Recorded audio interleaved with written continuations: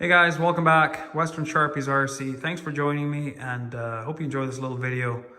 I got the Tamiya flatbed on the bench here. This was the first one that I built years and years ago, and I just finished putting a 3D printed bumper on the back of this thing to replace the Tamiya one. And I thought I'd make a little video and just go over all the little upgrades I've added to this thing over the years. And it's turned out quite nice. If you're looking for some ideas for your own flatbeds, hopefully this helps out. Or if you want to pick up some of these parts, that's also an option. I do sell some of these things like the winch straps and the scale air brakes and a few other little things. Most of them are cosmetic. These are the only things that are functional. I'll show you how those work as well. But I'll put a link down below in the description to my page, and you can send me a message over there. But just to start from the front here, I've added a little air plate, and I've got some air lines that with some glad hands that plug right into these. So you gotta have the airlines, I guess, but you could still have a little plate on the front because you do see those on all flatbeds. You gotta connect some air to it somehow. And then the winch straps, I just went with 8. I felt 8 was the right amount. I mean, you could go with 6 or whatever you like, but anyway, I CA glue these to the aluminum here. I just score the aluminum, and then the CA glue seems to hold it pretty good. You know, I haven't had any come off, but anyway, yellow seems to be the most popular color, but just to show you how they work, there's a little gear right here. And so you just pull your strap out. There's about 16 inches of length, and there's a little hook on the one end. So you just pull out your strap, and then when you want to tighten it up, you grab the little gear and you stick it in the recess there, like that. And then that locks the strap in place. And then when you want to wind it up or pull it out, just pull the gear out. It's nice to have a little bit of tension if you got your other hand handy, so that it bundles up nice and tight. Oh, look where it went to hook onto. So yeah, for the other side, you'll need something to, for them to hook onto. I just use some angle channel, I guess, that I got from Home Depot, but I'm sure a lot of different things will work. And then just kind of spaced apart roughly every 3-4 inches. That way there's a strap available if you're hauling 4x4 pallets. So anyway, those are those. There's the little crank and handle. I've changed the design of this since this one, but you get the idea. It's just CA glued on there, and it's pretty delicate, so you don't want to bang it too hard because it'll bust off, but if it does, then you just glue it back on. I've done that a few times, but.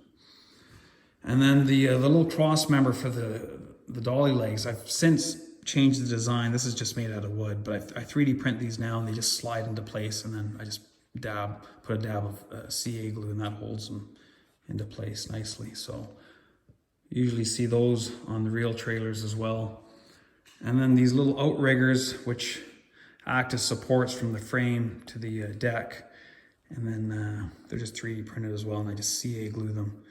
Same thing, if you bang them too hard, they'll bust off, but there's no reason why you'd hit this unless you grab it with your hand and you accidentally pull it off, then you just got to glue them back on. But you can paint these any color you like, and you can put as many as you like. I just found 4 on this one side work well, and then the other side, because I got the aluminum box, I think I went with 3. So those are those. And then the air brakes, I've made quite a few videos on these. There's a little air tank, and these were designed for this Tamiya trailer because of the existing holes, at least this portion of it here. And then there's the air tank, there's the little air lines, and they kind of move with the trailer. You can hear it's got some creakiness to it, which I like. When it's bouncing down the road, it sounds like an old tired trailer. So these wheels I just 3D printed. It's a file from Thingiverse, and I just rusted them with that Modern Metals, I think it's called. It's like a 3-part rusting kit, and you can see how nice that looks there. It's actual rust, so So those are those. As far as the wiring, like I said, I changed out the bumper. It originally comes with the square tail lights, which isn't very North American. So I 3D print these bumpers, and then there's a little bracket right there. Don't look at that wiring. I mean, wiring's not my wheelhouse, but it works. But there's the little bracket there. It screws right into the existing holes that are in the trailer, and then into the bracket, or sorry, into the bumper right there. I'll flip it over so we can get a look from the other side as well. And that holds it on there pretty good. And then as far as wiring, I mean, I'm not really a big fan of signals and brake lights and all that. So I just run it all in parallel to a little switch here. And then here's a little cheapy Amazon lithium ion battery. It seems to do the trick with some Velcro, and then when it's flipped over, you don't see any of that stuff. So just an on-off switch.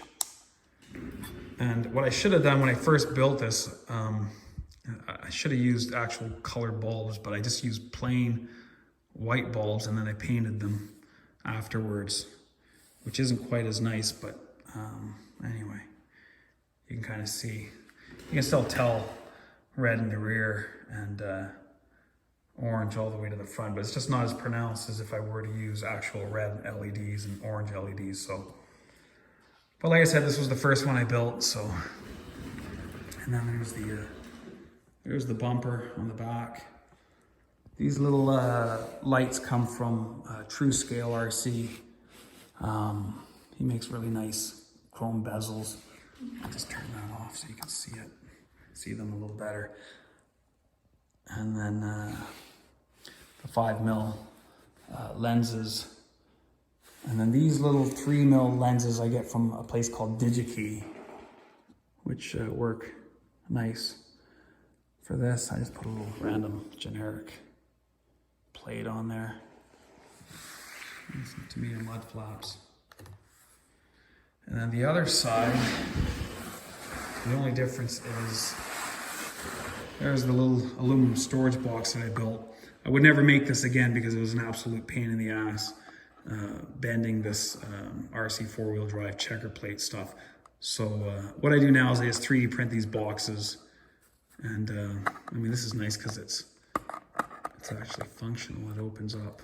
I mean, you can buy some actual Lezu or Lezu, or whatever that company's called, that make these metal boxes, which are quite nice. But I wanted this particular size, so that's why I made my own.